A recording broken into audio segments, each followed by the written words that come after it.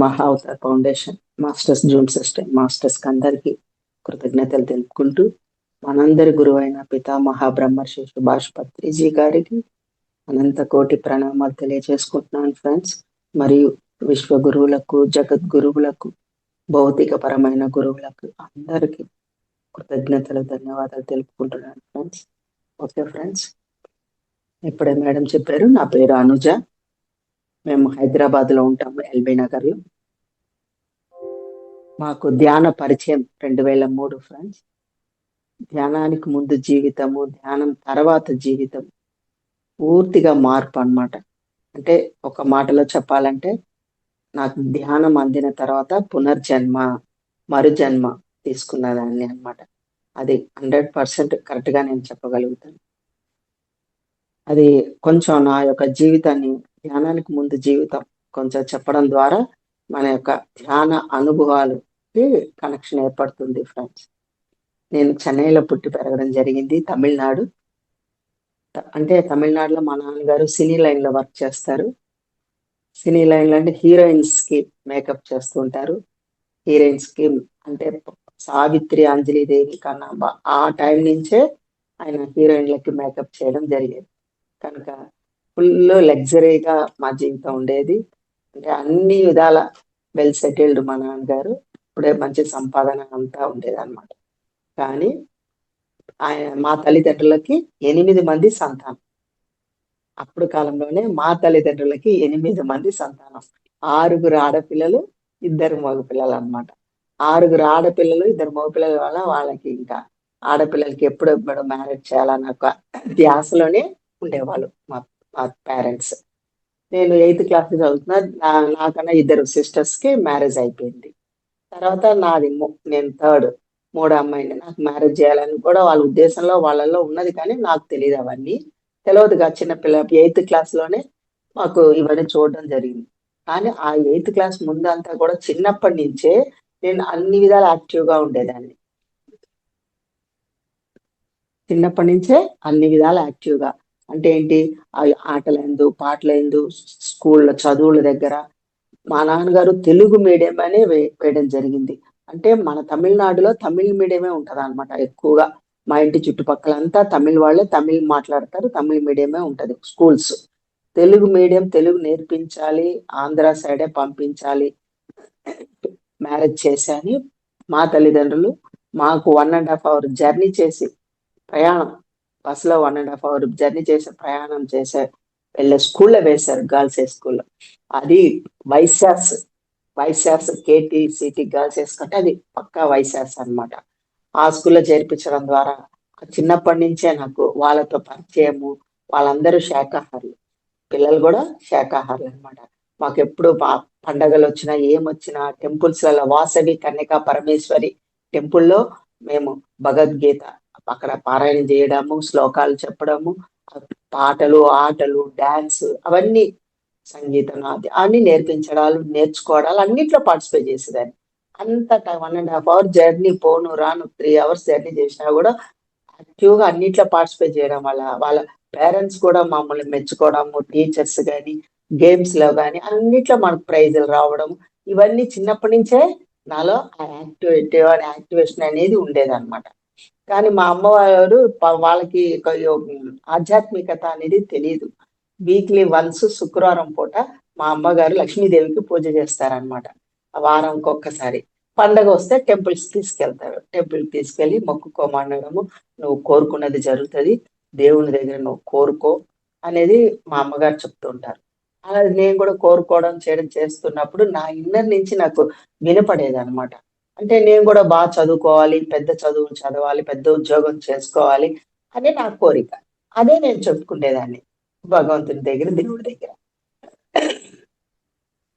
అలా లోపల నుంచి చెప్పుకున్నప్పుడు లోపల నుంచే నాకు వినపడేది, అన్ని తీర్చే భగవంతుడు అయితే పేదవాళ్ళు పేదవాళ్ళలాగా ఎందుకుంటారు, వికలాంగులు వికలాంగులాగా ఎందుకుంటారు, మరి లక్షాధికారులు లక్షాధికారులాగా ఉన్నారు కదా, ఎక్కడ ఎవరి జీవితాలు ఎందుకు మారటం లేదు, కోరికలు తీర్చే భగవంతుడే అయితే అని ఆన్సర్, ఆ క్వశ్చన్ ఆన్సర్ నాకు అలా లోపల నుంచి వచ్చేది.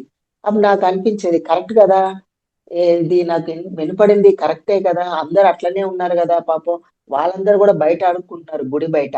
వాళ్ళు గూడా దేవుడిని మొక్కడము, ప్రార్థించడం లోపల అన్నీ చేస్తారు. వాళ్ళు బయట ఆడుకుంటున్నారు. మనం లోపలికొచ్చి ఆడుకుంటున్నాం. వాళ్ళకి మనకి ఏమి తేడా లేదు. అనేది నా ఇళ్ళ నుంచి నేనే అలా చెప్పుకోవడం జరిగేదనమాట లోపల ఆన్సర్‌లు వచ్చేది. త తర్వాత పోను పోను ఎయిత్ క్లాస్ అయిన తర్వాత మా వాళ్ళు ఎంగేజ్‌మెంట్‌కి రెడీ అయిపోయారు. అది ఎంగేజ్‌మెంట్ అని గూడా తెలీదండి. ఒకరోజు నేను స్కూలుకి వెళ్ళొచ్చాను ఎయిత్ క్లాస్. స్కూలుకి వెళ్ళొచ్చాక మా అమ్మగారు పిలిచి, "నువ్వు మంచి కొత్త బట్టలేసుకొని రా, మంచిగా తయారయ్యి" చుట్టాలు వచ్చారు. అప్పటికే చుట్టాలందరూ స్వీటు, హాటు, పూలు, పండ్లు అన్నీ తెచ్చి పెట్టుకొని కూర్చొని మాట్లాడుకుంటున్నారు. ఒక నలుగురు, ఐదుగురు కలిపి.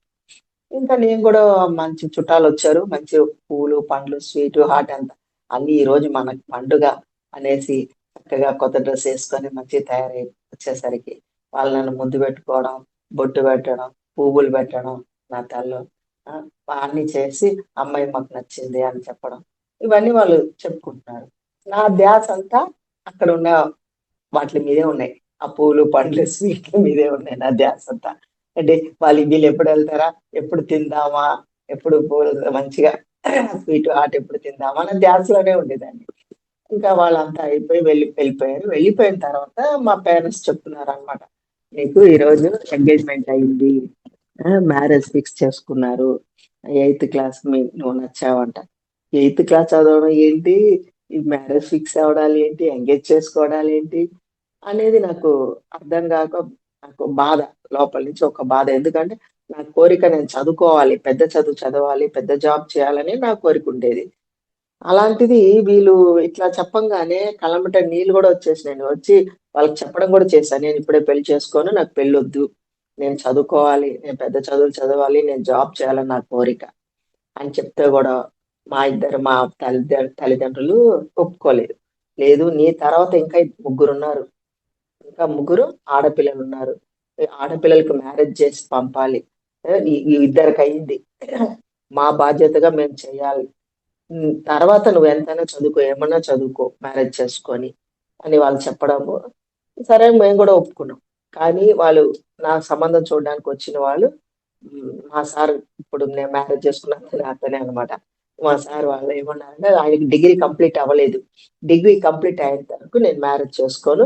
మీరు వెయిట్ చేస్తే వెయిట్ చేయండి. ఆ తర్వాత చేసుకుంటాను మీ అమ్మాయిని ఆయన లెటర్స్ రాసారు. దానికి మా వాళ్ళు గూడా ఓకే అని చెప్పడము, నాకు 10థ్ కంప్లీట్ అయిందప్పుడు. ఎయిత్ క్లాస్ చదువుతున్న దాన్ని 10థ్ కంప్లీట్ అయిన తర్వాత నాకు మ్యారేజ్ జరిగింది ఫ్రెండ్స్. మ్యారేజ్ జరిగింది. ఆ మ్యారేజ్ జరిగిన తర్వాత నేను 8 మంది అక్క చెల్లెల మధ్యలో మంచి సినీలైన ఆర్టిస్ట్‌లు, మేకప్ మ్యాన్ అంటారు కదా! ఆర్టిస్ట్‌లు ఫంక్షన్స్, వాళ్ళ పెళ్ళిళ్ళు అంటే ఆర్టిస్ట్‌లు, డైరెక్టర్లు వాళ్ళ పిల్లల పెళ్ళిళ్ళు, మ్యారేజ్‌లు, ఫంక్షన్స్ అలా వెళ్ళడం, తిరగడం, మేము కార్‌లో తిరగడం, కార్‌లో వెళ్ళడం అన్నీ అట్లా లగ్జరీ లైఫ్‌లో ఉండి ఒక్కసారి మ్యారేజ్ అయిన తర్వాత మా సారు వైజాగ్ ఆంధ్ర సైడ్ వైజాగ్ పక్కా పల్లెటూరనమాట. అది సాలూరు.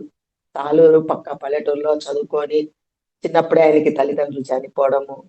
ఈయన 1 ఇయర్ బాబుగా ఉన్నప్పుడే తల్లి చనిపోయింది. ఫైర్ యాక్సిడెంట్‌లో. నానమ్మ పెంచడం, అమ్మమ్మ, నానమ్మ పెంచడం. ఆ తర్వాత ఆహ్, నానమ్మ, అమ్మమ్మల తర్వాత వాళ్ళ తండ్రి గూడా కొన్ని సంవత్సరాల్లో ఆయన చనిపోవడము. అంతా ఈ పెద్దలే నానమ్మ, అమ్మమ్మలే పెంచారనమాట. ఈ పెంచడం వల్లే ఆయన ఒక్కడే జీవించడం వల్ల అంటే ఒక్కతనే ఉండడం వల్ల ఆయనకి అక్క చెల్లెలు గాని, అన్నతమ్ములు గాని, తల్లిదండ్రులు గాని ఎవ్వరు లేరు. నాకెట్లా ఫుల్ అపోజిట్ అనమాట. నాకు మా సార్‌కి. నాకు మొత్తం 8 మెంబర్స్ అంటే ఆయనకు అది తోడుగా అంటే ఒక అక్క చెల్లెలు గాని, అన్నతమ్ములు ఎవ్వరు లేరు. ఈయనొక్కళ్ళే పెరగడం, చేయడం చేసి ఏదో చదువుకోవడం, జాబ్ చేసుకోవడం, ఏదో చిన్న జాబ్ ఇంకా అట్లా మ్యారేజ్ చేయడం జరిగిందనమాట. ఆ మ్యారేజెస్ తర్వాత మ్యారేజ్ అయిన తర్వాత మన సంసారంలోకి వెళ్తే ఆయన ఆలోచన విధానం ఫుల్ ఆపోజిట్ అన్నమాట. ఎట్లా ఫుల్ ఆపోజిట్ అంటే నేను 10 మందిలో ఉండొచ్చిన దాన్ని. ఇగ ఆయన ఒక్కళ్ళే ఉండడము. ఎవరు మన ఇంటికొచ్చినా ఎవరితో మాట్లాడకపోవడము. నా చుట్టాలొచ్చినా, మా ఫ్రెండ్సొచ్చినా ఎవరొచ్చినా మాట్లాడేవాళ్ళు కాదు. నమస్కారం, హలో అనడము. లోపల రూమ్‌లోకెళ్ళి తలుపు గడిపెట్టుకునేవాడన్నమాట. అంటే ఆయన ఒంటరిగా జీవించారు. ఒకతనే పుట్టడము, పెరగడం ఒకతనే. అన్నీ ఒంటరిగా ఉండడం వల్ల ఎవరు వచ్చినా మాట్లాడడము, మనలా ఫ్రెండ్స్ గా ఉండడము అది చేసేవాళ్ళు కాదు. వాళ్ళు రాంగానే లోపల తలుపు గడబెట్టుకునేది. మళ్ళా వాళ్ళు వెళ్ళేంత వరకు తలుపు తీసేది కాదు. లోపల ఒక్కతనే ఉండడు. దానికి తోడు ఆయనకి కొంచెం కోపం కూడా ఎక్కువ. చిన్న విషయానికి కూడా కోపతాపాలు పడుతూనే ఉండేవాళ్ళు. విసుక్కోవడం, చిరాకు పడడం. ఆఫీస్ నుంచి వెళ్ళి వస్తున్నారంటేనే నాకు భయం భయంగా ఉండేది. ఇంకొక 1 అవర్ ఉంది. ఇంకొక హాఫ్ అన్ అవర్ ఉంది. వస్తున్నారు మా సార్ ఇంటికొస్తే ఏమంటాడు? ఏ విషయంలో ఏ గొడవ పెట్టుకుంటాడు? అన్ని అక్కడే ఉండాలని అర్థం. ఆయనకి ఏ సామాను, ఏ వస్తువు ఎక్కడ పెట్టామో అక్కడే ఉండాలి. అట్లాంటి విషయం చిన్న చిన్న దాంట్లో గొడవలు. వాటిలో ఏదో ఒక విషయం గొడవ పెట్టుకుంటూ ఉంటారనమాట. అట్లాంటి సమయంలో నాకిద్దరు పిల్లలు గూడా. ఇంకా నాకు ఈ చిన్న చిన్న విషయాలు గొడవలు పెట్టుకోవడం మానసిక ప్రశాంతత కోల్పోయింది ఫ్రెండ్స్. అంటే ఎందుకు నాకిలా జరుగుతుంది? నాకే ఎందుకు ఇలా జరుగుతుంది? నేను తెలిసి ఏది తప్పు చేయలేదు కదా! చిన్నదానికి ఈయన మాట్లాడితే గొడవ పెట్టుకోవడం, విసుక్కోవడం, సామాన్లు ఇసిరేయడం ఇవన్నీ చేస్తూ ఉండేవాడిననమాట. అప్పుడు నాకు మానసిక ప్రశాంతత కోల్పోవడము, శారీరక రుగ్మతలు స్టార్ట్ అయిపోవడము. ఏ శారీరక రుగ్మత అంటే asthma, dust allergy, back pain ఇవన్నీ స్టార్ట్ అయిపోయినాయన్నమాట. ఈ విషయానికి తట్టుకోలేక అందరికి టాబ్లెట్స్ గాని, ఆయుర్వేద, హోమియోపతి అట్లాంటివి నేను కూడా యూజ్ చేశాను ఫ్రెండ్స్. కానీ అన్నీ టెంపరవరీగానే ఉండేది.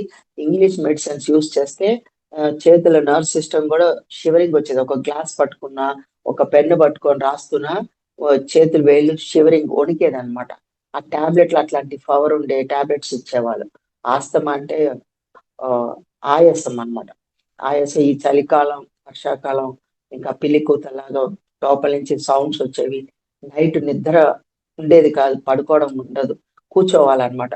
కూర్చొనే శ్వాస తీసుకోవడం జరిగేది. అంటే ఒక శ్వాస జననం, ఒక శ్వాస మరణం అనేది ఆ టైంలోనే నేను అనుభవించడం జరిగిందండి.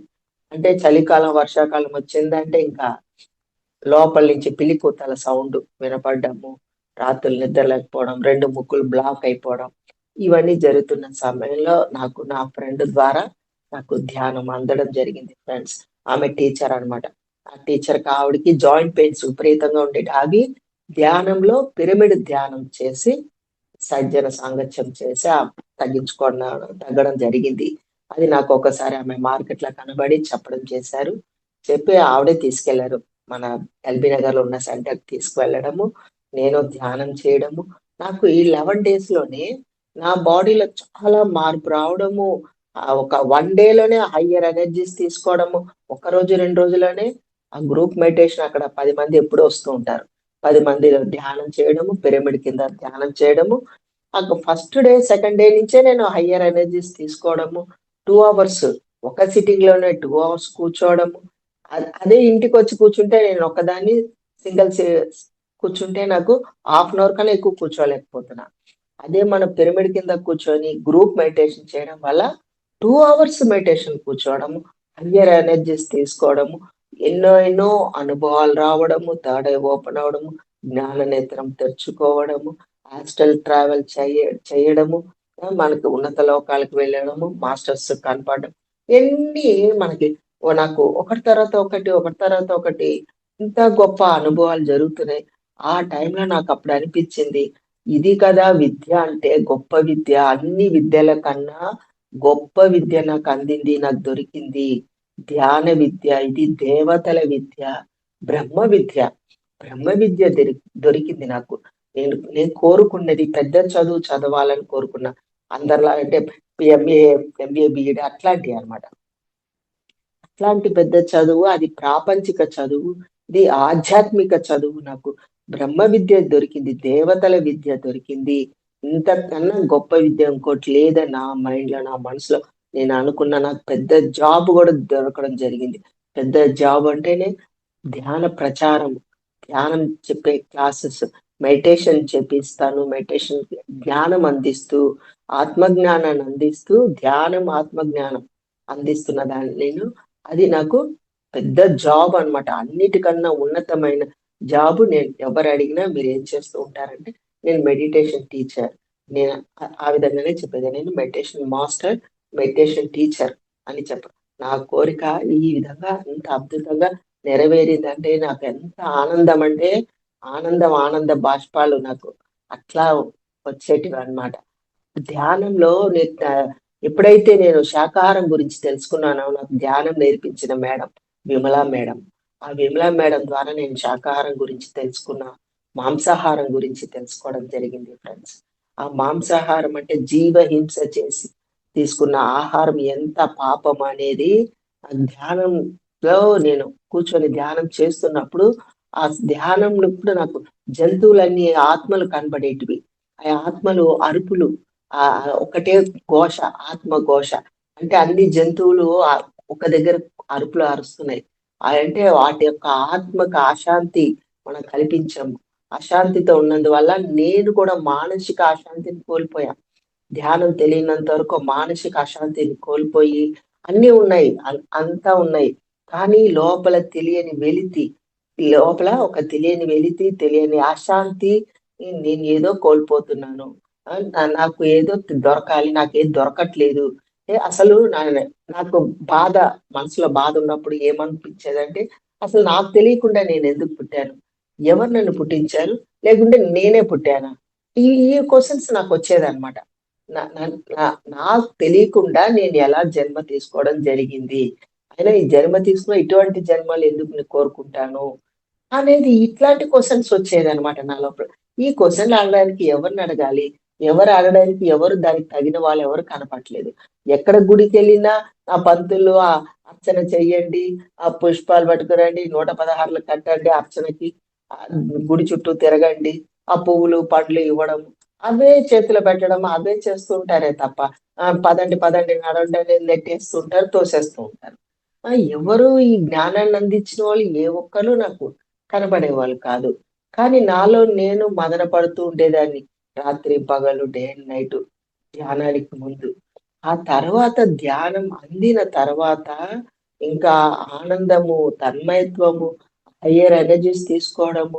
ఇంకా మా సారు ఇంట్లో ఏ విషయాల్లో ఏది చెప్తున్నా నా మనసుకి రిసీవ్ చేసుకుంటలేదు. నా మైండ్ రిసీవ్ చేసుకుంటలేదు. ఒక ఆనంద స్థితిలోనే ఉంటున్నా. అంటే తెలుసుకోవడం జరిగింది. ఇది కర్మ సిద్ధాంతము, కర్మ యోగము, గత జన్మలో అంటే బుక్స్ అంతా చదువుతూ ఉండేదాన్ని.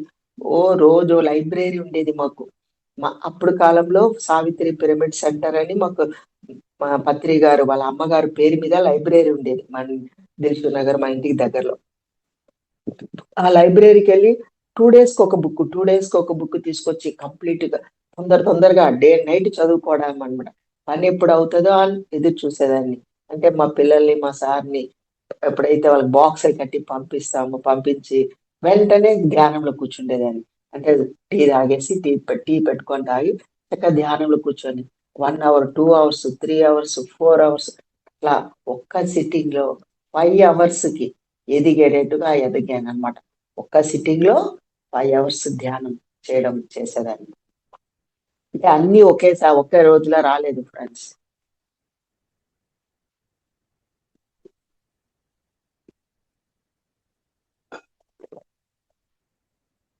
మనం ఎంత సాధన చేస్తూ ఉంటామో, ఎంత టైం ఇస్తూ ఉంటామో, ఆ టైం ద్వారా అంటే ధ్యానము, మన సజ్జన సాంగత్యము, స్వాధ్యాయం నిరంతరం బుక్స్ చదువుకుంటూ నన్ను లోపల ఇంకా బాధ ఫీలింగ్. ఏమని ఫీలింగ్ బాధ పడేదని నాకు తెలియకుండానే మళ్ళా ఏడ్చుకునేదాన్ని. నాకింత లేట్‌గా అందిందా? నాకు ధ్యానం అందడమే 45 ఇయర్స్‌కి నాకు ధ్యానం అందింది ఫ్రెండ్స్. అందరూ నాతో ధ్యాన క్లాస్‌లకొచ్చే పిల్లలు చూస్తే వాళ్ళు 20 ఇయర్స్, 25 ఇయర్స్ ఏజే ఉంటదన్నమాట. అరే! చిన్న పిల్లలు కాదు వీళ్ళందరూ చిన్న పిల్లలు 20, 25 ఇయర్స్ ఏజ్ వాళ్ళు ధ్యానానికొస్తున్నారు. చిన్న పిల్లలు నా ఏజ్ 45 ఇయర్స్. నేనింత అజ్ఞానంలో ఉన్నానా? అరే! ఇంత మూర్ఖురాలినా నేను? అని అట్లా బాధపడేదాన్ని లోపల. ఇవన్నీ కొత్తలో అన్నమాట. కొత్తలో ప్రతి దానికి ఏడుపొచ్చేసేది. నేనింత మూర్ఖంగా ఉన్నాను. అజ్ఞానంలో ఉండిపోయాను. నాకింత లేట్‌గా అందింది. మళ్ళా ఈ యొక్క ధ్యానంలో ఆయా జంతువుల ఆత్మఘోష విని దానికి ఏడుపొచ్చేసి ఆ ధ్యానంలోనే కళ్ళమ్మట నీళ్ళు కారిపోయేటివి. ఏడ్చుకుంటూ వాటికి సారీ చెప్పుకుండేదాన్ని. నాకు తెలిసి తెలియక చేసిన తప్పులు క్షమించండి. ఇవన్నీ చిన్నప్పుడు నాకు వైశాఖ్ స్కూల్‌లో చదివినందువల్ల ఈ మాంసాహారం ఇష్టం ఉండేది కాదు. కానీ తల్లిదండ్రులు, పేరెంట్స్ బలవంతాన వాళ్ళు మాకు ఇవ్వడము, పెట్టడం చేస్తే అప్పుడప్పుడు వాళ్ళు లేనప్పుడు ఏం చేసేదాన్ని, వాళ్ళు ఇచ్చిన కర్రీ అది తీసుకెళ్ళి ఎక్కడో మూల అటక పైన పెట్టేసేదాన్ని. అటక పైన పెట్టేస్తే వాళ్ళు తినేసినట్టు వాళ్ళకి గుర్తు తెలుస్తది అనేసి ఎప్పుడో వాళ్ళు చూసి మళ్ళా నన్ను తిట్టడం కూడా చేసేవాళ్ళనమాట. అట్లా చిన్నప్పుడు ఇష్టం ఉండేది కాదు. నేను వైశాస్ స్కూల్‌లో చదువుకున్నదాన్ని. ఆ సంస్కారము, ఆ వాసనలు నాకు ఆ చిన్నప్పటి నుంచే ఉన్నాయి. కానీ ఇంట్లో ఇప్పుడు మా సారు కూడా మంచిగా అవన్నీ ఇష్టం. మాంసాహారం అంటే ఇష్టం. వాళ్ళకి తప్పనిసరిగా వండవలసిందే. వండడం, వడ్డించడం అన్నీ చేయాలి. ఇంకా ఆ లైఫ్ అంతా చేంజ్. అట్లాంటి సమయంలోనే నాకు లోపల అశాంతి ఉండేది. ఎప్పుడైతే ఈ ధ్యానం మనకు అందిందో అన్నీ పటాపంచలైపోయినాయి ఫ్రెండ్స్. ఇప్పుడు ఆత్మ జ్ఞానం అనేది తెలుసుకోవడం జరిగింది. నేను ఈ దేహం కాదు. ఈ దేహము పంచభూతాలతో కూడుకున్న దేహము. ఈ దేహాన్ని నడిపించే శక్తి నేను. దేహాన్ని నడిపించే ఆత్మ చైతన్య శక్తి అనేది ఎప్పుడైతే మనం తెలుసుకుంటామో అపారమైన జ్ఞానము గత జన్మల అంటే పుట్టినప్పటి నుంచి ఇప్పటి వరకు నాలో ఉన్న అజ్ఞానం అంతా తొలగిపోయింది ఫ్రెండ్స్. ఆ అజ్ఞానం పటాపంచలంటే జ్ఞానాగ్ని దగ్ధ కర్మాణం. జ్ఞానం అన్నటువంటి ఒక అగ్ని మన శ్రీకృష్ణ పరమాత్మ భగవద్గీతలో కూడా చెప్తారనమాట. జ్ఞానం అనే ఒక వీచిక మీకు అందినట్లయితే దాని అనుభవం చెందినప్పుడు అన్ని పటాపంచలైపోతాయి.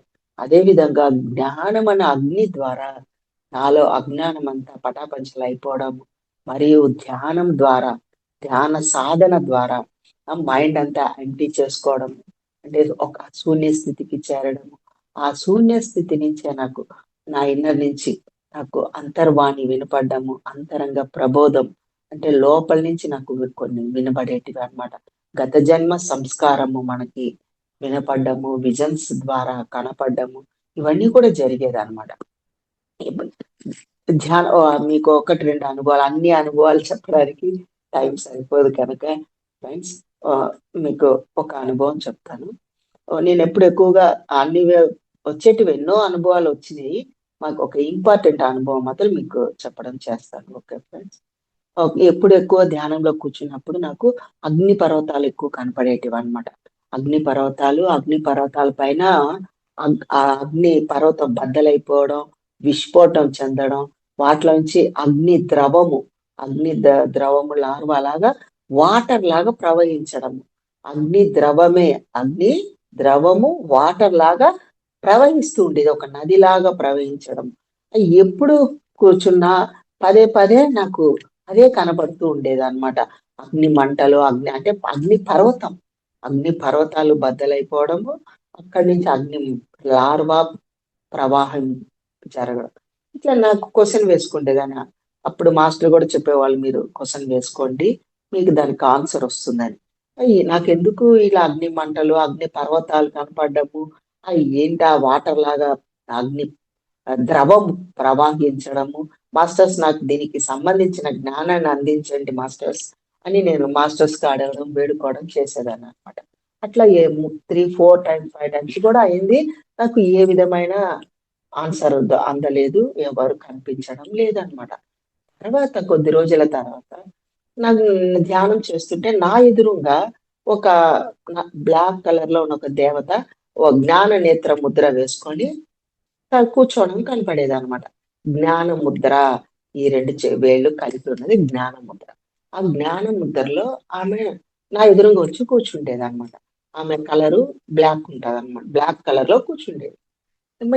ఈమెవరు రోజు బ్లాక్ కలర్ లో వచ్చి కూర్చుంటుంది, నా ఎదురుగా వచ్చి కూర్చుంటుంది అనేసి నేను మళ్ళా కనబడినప్పుడల్లా ఆ తల్లి నీవెవరు, మీరు నాకు కనిపిస్తున్నా, నా ఎదురుగా వచ్చి కూర్చుంటున్నారు, మరి నాకు మీరు ఏం జ్ఞానం అందించాలనుకుంటున్నారు, మీరు ఏం సందేశం ఇవ్వాలనుకుంటున్నారు, దయచేసి నాకు వివరించండి అనేది చెప్పుకోవడం చేసేదాన్ని. ఆమె కళ్ళు మూసుకొని ధ్యాన స్థితిలో ఉండేవాడు. కానీ ఆవిడ నాకు ఏమి చెప్పడం గాని, వినపడడం గాని జరిగేది కాదు. అట్లా కూర్చున్నప్పుడల్లా ఆవిడ కూడా వచ్చి కూర్చుండేది. నేను అలా కూర్చొని చూసుకుంటూ అదే క్వెషన్ వేసేదాన్ని. అట్లా 3 టైమ్స్, 4 టైమ్స్ జరుగుతున్నది. 3, 4 సార్లు. ఇంకా నాకు వచ్చి కూర్చున్న వాళ్ళు ఏమి అందించట్లేరు. నాకు ఏ ఆన్సర్ ఇవ్వట్లేరు, ఏ జ్ఞానం అందించట్లేదు. ఒకరోజు గట్టిగా అడగడం జరిగింది. మీరు ఎందుకు వచ్చి కూర్చుంటున్నారు? మీరు కళ్ళు తెరిచి నాతో మాట్లాడండి. నా కళ్ళు తెరిచి నా జ్ఞానాన్ని అందించండి. లేకుంటే మీరు నాకు కనబడొద్దు, కనుమరుగైపోండి అనేసి నేను గట్టిగా లోపల నుంచే ధ్యానంలో ఉంటే, ధ్యాన స్థితిలో ఉంటే నేను చెప్పడం చేశాను అనమాట. మీరు కళ్ళు తెరిచి నాతో మాట్లాడండి, నాకు జ్ఞానాన్ని అందించండి, లేకుంటే మీరు నాకు కనబడొద్దు అని అట్లా కూడా అడగడం జరిగింది. అప్పుడు ఆవిడ 2 కనురెప్పలు నెమ్మదిగా, స్లోగా, చాలా నెమ్మదిగా, స్లోగా కళ్ళు తెరిచారనమాట. ఆ కళ్ళు తెరిచినప్పుడు ఆమె కళ్ళల్లో నేను ఇది వరకు ఏదైతే చూసానో అవన్నీ కనబడుతున్నాయి. అంటే ఈ అగ్ని పర్వతాలు విస్ఫోటం బద్దలవ్వడము, అగ్ని పర్వత లార్వా అంటే అగ్ని ద్రవము ప్రవాహం ఏవేవి చూసానో అవన్నీ ఆమె 2 కళ్ళల్లో అంత పెద్దగా విశాలంగా చూపిస్తా ఉంది ఆమె 2 కళ్ళని. ఇంకా నాకు ఒకలాంటి కొత్తలోనే ఇవన్నీ ఒక 2, 3 మంత్స్, 4, 5 మంత్స్ లోపలేమన్నమాట. బాడీ అంతా గూస్ బంప్స్ వచ్చేసి బాడీ షివరింగ్ అయిపోతుంది. వణుకుతున్నానన్నమాట లోపల. వణకడం జరుగుతూ ఆమెని చూడలేక 2 కళ్ళని నేను చూడలేక ఇంకా మళ్ళా ఆ ధ్యాన స్థితి నుంచే నేను చెప్పుకోవడం జరిగింది. తల్లి నా తప్పు క్షమించండి. మిమ్మల్ని కళ్ళు తెరిచి మాట్లాడమని అనడము, చెప్పడము మీరు నన్ను క్షమించండి. దయచేసి మీరు యథాస్థితికి రావాలని కోరుకుంటున్నాను. మీ యథాస్థితికి రావాల్సిందిగా కోరుకుంటున్నాను. నన్ను క్షమించండి అని నేను మళ్ళా నా లోపల నేను క్షమాపణ అడిగిన తర్వాత ఆమె ఆ 2 కళ్ళు రెప్పలు నెమ్మదిగా స్లోగా రెప్పలు వాల్చేసి కన్నులు 2 మూసుకొని అప్పుడు నాకు వినపడుతుంది ఫ్రెండ్స్. నాకు వినపడింది. నువ్వు నువ్వు యొక్క కాళిక అంశ కాళికా మాత యొక్క అంశ నీవు. నీవు లోక కళ్యాణం కోసం జన్మ తీసుకున్నావు. ఈ లోక కళ్యాణం కోసం కావలసిన ధ్యాన ప్రచారం కోసం జన్మ తీసుకున్నావు. నీకెప్పుడు నేను నీకు గాయత్రి మాత ఒక అంశం నుంచి నీకు జ్ఞానం అందిస్తుంటాను. ఆ జ్ఞానం నీకు నిరంతరం అందుతూ ఉంటుంది అని చెప్పడము కనుమరుగైపోయారు ఫ్రెండ్స్ ఆవిడ. ఆవిడ గాయత్రి మాత అంశగా మా ఇంట్లో మా మనవరాలు జన్మ తీసుకున్నారనమాట. మా అమ్మాయికి 13 ఇయర్స్ తర్వాత ఆ పాప జన్మించింది అనమాట. దానికి ముందు ఒక పాప ఉంది మా అమ్మాయికి. ఆ తర్వాత 13 ఇయర్స్ 13 ఏళ్ల తర్వాత ఒక పాప జన్మ తీసుకుంది.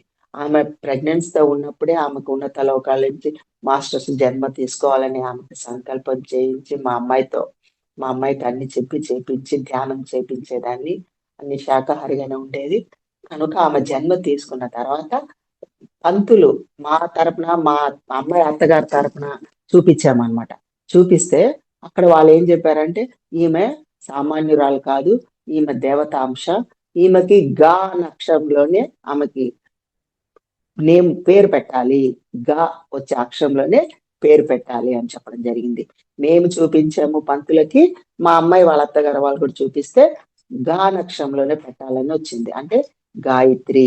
ఆమెకి గాయత్రి అని మేము నామకరణం చేయడం జరిగింది. ఆ పాప నా ఒడిలోనే పెరగడము నాతో పాటే మా అమ్మాయి కూడా డెలివరీ అంతా నేనే దగ్గరుండి చేయించడము. ఆమెను ముందే నేను చూసుకోవడం ధ్యానంలో.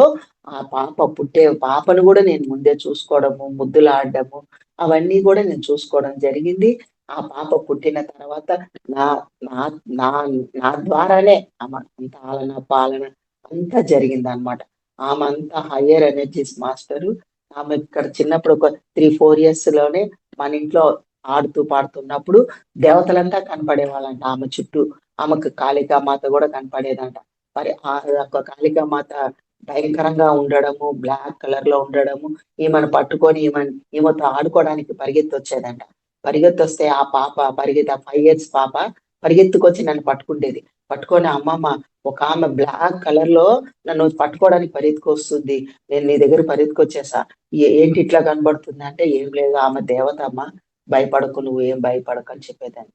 తర్వాత అంతా నేను ఎక్కడ ఏ క్లాసులకు వెళ్ళినా ఎంతో మంది మేడం మీరు మీ చుట్టూరా అగ్ని మంటలు ఉన్నాయి అని 2-3 చెప్పి మీ చుట్టూ అగ్ని మంటలు ఉన్నాయి. మరియు ఇంకొకరు వేరే వాళ్ళ యొక్క జ్ఞాన నేత్రంతో చూడడం, మీ పైన గాయత్రి మాత ఉన్నది, ఆ గాయత్రి మాత నుంచే ఎనర్జీస్ కాంతి మీకు ప్రవాహం జరుగుతుంది, మీ ద్వారా కింద ఉన్న వాళ్ళకంతా కూడా ఎనర్జీస్ పాస్ అవుతున్నాయి ఆ మేడం ద్వారా మీకు ఎనర్జీ పాస్ అవుతుంది. మళ్ళా మీ ద్వారా అదే ఎనర్జీస్ అక్కడ కింద ఉన్న వాళ్ళకంతా పాస్ అవుతుంది మేడం అని చాలా మంది ఇద్దరు ముగ్గురు చెప్పడము. ఇంకొంతమంది వేరే వాళ్ళు ఏం చెప్పారు, మేడం మీరు స్త్రీ కాదు, మీరు స్త్రీ అనుకున్నారు, మీ లోపల ఉన్న శక్తి వేరు, వేరే ఆకారం కనబడుతుంది మాకు అని చాలా మంది చెప్పడం జరిగింది. అంటే నాకు ధ్యానం నేర్పించిన మేడం కూడా మీ తలపైన విష్ణు చక్రం లాగా పెద్ద విష్ణు చక్రం తిరుగుతుంది మేడం మీ తలపైన, నా తలపైన విష్ణు చక్రంలా తిరుగుతుందంట. అంటే ఒక మాస్టర్స్ అన్నమాట, పెద్ద హాస్టల్ మాస్టర్స్, వాళ్ళు ఉన్నతలో ఒక మాస్టర్స్ మన ఈ దేహాన్ని ఉపయోగించుకుంటారు ఫ్రెండ్స్. ఆ విధంగా నాకు నా ధ్యాన పరిచయము, నా యొక్క ధ్యాన అనుభవము ఇంకా ఎన్నో ఉన్నాయి, ఎన్నెన్నో ధ్యాన అనుభవాలు. అవన్నిటికీ మనకి టైం సరిపోదు కనుక ఈ రోజుకి ఇప్పటికి మీకు ధ్యాన అనుభవాలకి ఫుల్ స్టాప్ పెడుతున్నాను. నాది అంతా కూడా బుక్ లో రాశాను ఫ్రెండ్స్. నాకు నా శ్రీ చైతన్య శక్తి నాకు అందడం ద్వారా శ్రీ యొక్క శక్తి గురించి, శ్రీ చైతన్యం గురించి, ఆమె యొక్క జన్మ ఎంత గొప్ప అపరూపమైనది అనేది నాకు అందడము, ఆ బుక్ లో రాయడము, మీకు తర్వాత ఆ శ్రీ చైతన్య శక్తి బుక్ గురించి దాంట్లో ఇచ్చిన శ్రీ జ్ఞానం అంతా కూడా పొందుపరిచాము.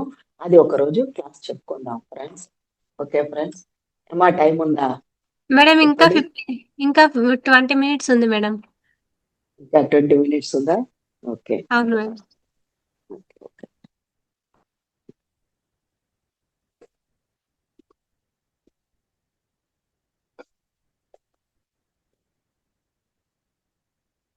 ఈ విధంగా ఇంకా నాకు ధ్యానంలో ఇట్లా గొప్ప గొప్ప అనుభవాలు రావడాన్ని ఓకే. కానీ నా ధ్యానంలోనే స్టార్టింగ్ నుంచే ఎప్పుడైనా సరే నేను తెలుసుకున్నది ధ్యానము, నాకు శారీరకంగా రుగ్మతలు అన్ని పటాపంచలు అయిపోయినాయి. ఆ 10 days 11 days లోనే బాడీ లైట్ వెయిట్ అయిపోయింది. లోపల హార్ట్ అంటే హృదయ స్థానంలో ఎప్పుడు బరువుగా ఉండేది. అదే కఫం తోటి నింపబడి ఎప్పుడు ఏ చిన్నదానికైనా దగ్గు వచ్చేసేది. జలుబు ముక్కులు పట్టేసి జలుబు, దగ్గు, ఆయాసం ఇట్లా ఉండేది. అన్ని డ్రై అయిపోయింది. బాడీ అంతా డ్రై అయిపోయి లైట్ వెయిట్ అయిపోయింది.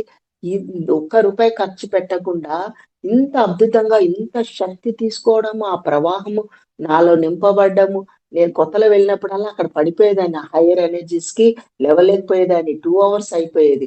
అక్కడ madam okay madam okay madam చెప్పినా నేను కళ్ళు తెరవలేకపోయేదాన్ని. సరే తెరిచినా నేను లేచినప్పుడు ఇట్లా పక్కకు పడిపోయేటట్టు అయిపోయేది అనమాట. ఆవిడ చూసి మా మాస్టర్ ఆయన నాకు నేర్పించిన మేడం యొక్క హస్బెండ్ కి నాకు 2 times 3 times మా ఇంటికి పంపించారు ఆవిడ వెహికల్స్ లో.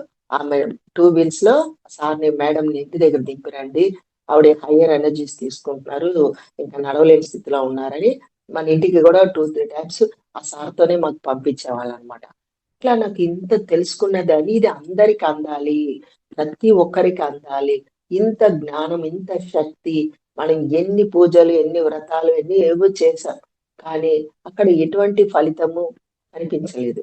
కానీ నా నా బాధ తగ్గలేదు. నా మానసిక అశాంతి పోలేదు.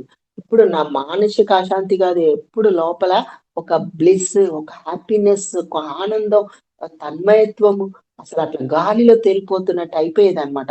గాల్లో తేలిపోతున్నట్టు ఇది ఎవరికి చెప్పాలి, ఎవరికి చెప్పాలని ఇంకా మా ఇంటికి దగ్గరలోనే టెంపుల్ ఉండేది. ఆ టెంపుల్స్ కి వెళ్ళి కూర్చొని చుట్టుపక్కల పూజలు అంటే నేను బాబా టెంపుల్స్ ఎక్కువగా నేను సెర్చ్ చేసుకునేదాన్ని ఫ్రెండ్స్. ఇది అందరికి అందాలని పాంప్లెట్లు ప్రింట్ చేసుకోవడం, నా బ్యాగ్ లో పెట్టుకోవడం, నా బ్యాగ్ లో పెట్టుకొని ఆ టెంపుల్స్ కి వెళ్ళి అక్కడ టెంపుల్స్ కి వచ్చిన వాళ్ళకి అందరికి పంచడము.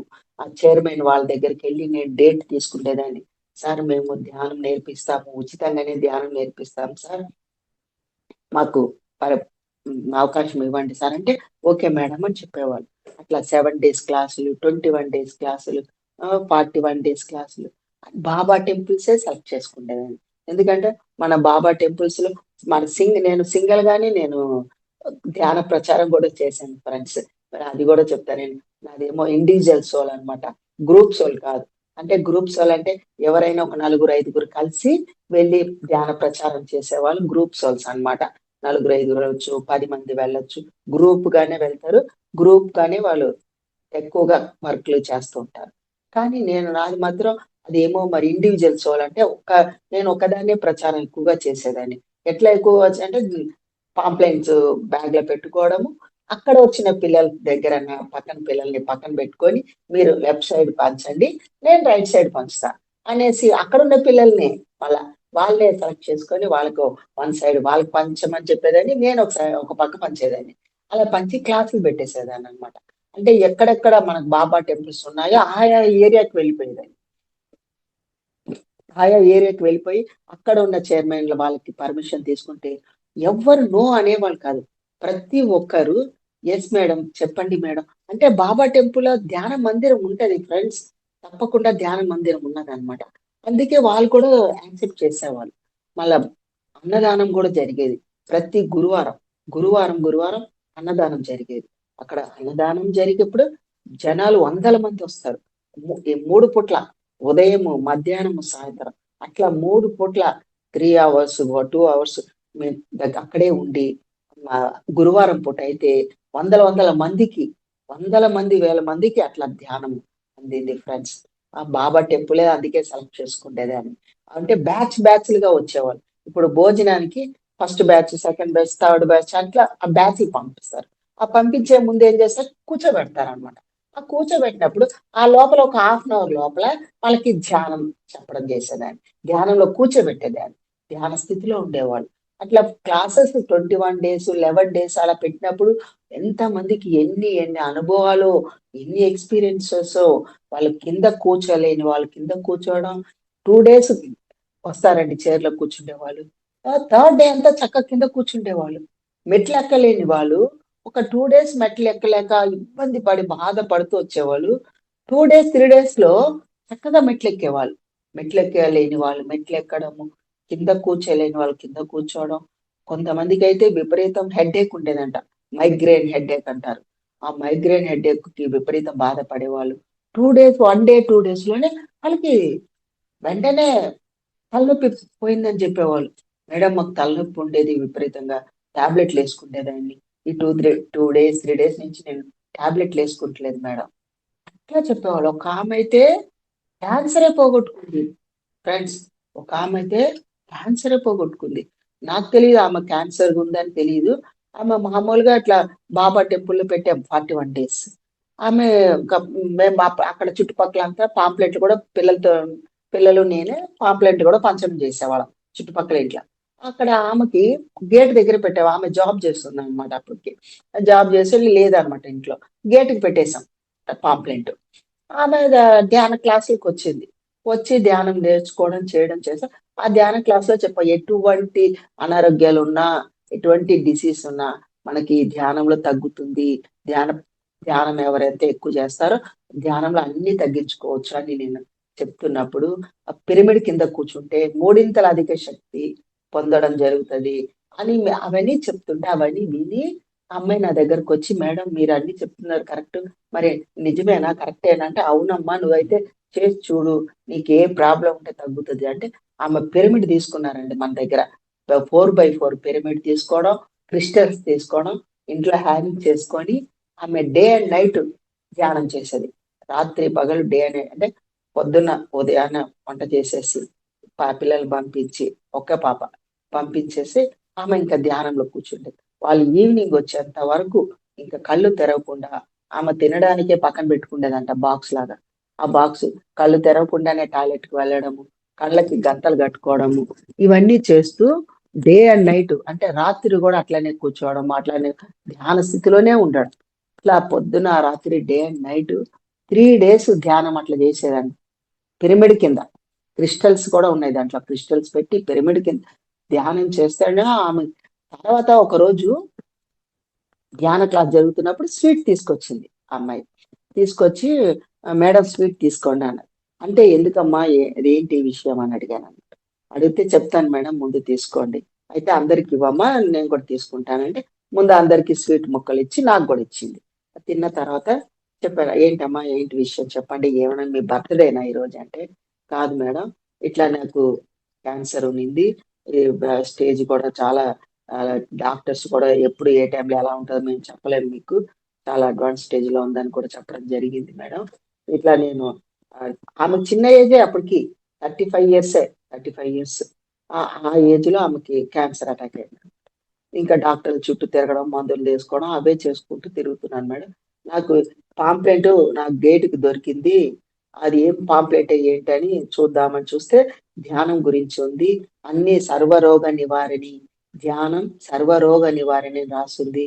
అంటే సరే కనీసం చూద్దాము, వెళ్దామని వచ్చాను టెంపుల్ కి.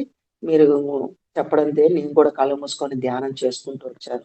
ఆమె అప్పటికి 21 days 30 days అయింది అనమాట. వస్తుంది రోజు మామూలుగా ధ్యానం చేసుకుంటూ వెళ్తుంది. ఒకరోజు ఆమెకి ఏం జరిగిందంటే ఇవన్నీ తర్వాత చెప్తుంది. ఒకరోజు ఏం జరిగిందంటే ఆమె ధ్యానంలో ఉన్నప్పుడే, ధ్యాన స్థితిలో ఉన్నప్పుడు ఇంకా ఈమెకి మాస్టర్స్ కనబడి, అంటే డే అండ్ నైట్ 3 రోజులు రాత్రి పగలు సాధన చేస్తూ ఆమె ఆ సాధనలో ఆమెకి ఇటుపక్క ఇద్దరు మాస్టర్స్, హాస్టల్ మాస్టర్స్ రావడము, ఆమెని పడుకోబెట్టారంట బెడ్ మీద. పడుకోబెట్టి ఆపరేషన్ చేశారంట. హాస్టల్ ఆపరేషన్ అంటే పొట్ట ఇట్లా నిలువున కోసి అక్కడ ఉన్న లోపల ఉన్న గడ్డలు తీసేసి ఆ రూమ్ అంతా ఇసిరారంటండి. ఆ రూమ్ లోకి ఇసురుతున్నారంట ఆ గడ్డలు. ఇసిరి ఆ దూది తీసుకొని లోపలంతా క్లీన్ చేసి మళ్ళా ఆ సూది దారం లాంటిది పట్టుకొని ఒక్కొక్కరు ఒక్కొక్క పని చేస్తున్నారంట మాస్టర్స్. ఒకళ్ళేమో సూది దారం పట్టుకొని ఇంకా క్లీన్ చేసేసి కుట్టడం చేస్తున్నారంట. అవన్నీ ఈమె సోల్ బయట నిల్చొని చూస్తుంది. ఈమె హాస్టల్ సోల్. అంటే ఈమె ఆత్మ బయటకు వచ్చేసింది. సూక్ష్మ శరీరము రిలీజ్ అయ్యి బయట నిల్చుందంట. బయట అంటే రూమ్ లోనే బయట నిల్చొని చూస్తుందంట వీళ్ళు చేసిందంతా.